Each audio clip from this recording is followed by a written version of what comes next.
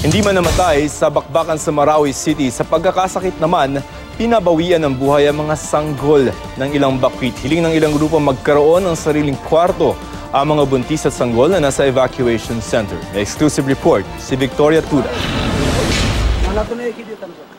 Nakabalot ng tela at wala ng buhay ang ika-4 sanang anak ni Abud Arubi nang ilabas niya sa ospital sa Iligan City. Ayon sa mga doktor sa Gregorio Luke Memorial Hospital, patay na ang sanggol sa sinapupunan ng ina nang isugod siya kahapon. Nitong Hunyo lang lumikas sa Balo, Ilanao del Norte sila Abud dahil sa bakbakan sa Marawi. Dahil walang ibang mapaglibingan, sa sagingang ito na lang nila inihimlay ang bata. Medyo Medyo? masasaktan ang anak ko na mamatay. Si Johaira Maginalang naman, ipinagluluksa ang pagpanaw ng 9 na buwang gulang niyang sanggol nitong Sabado. Matapos mauwi sa pneumonia ang lagnat, ubo at diarrhea ng baby, mula raw nang umalis sila sa kasagsagan ng bakbakan sa Marawi. Masakit para sa akin kasi kaysa ako yung anak na babae.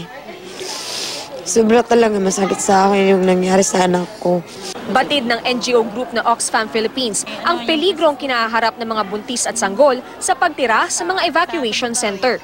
Kapag ang mga babae daw ay manganganak na, yung isang ating paa ay nasa sa hukay, napakatotoo nun.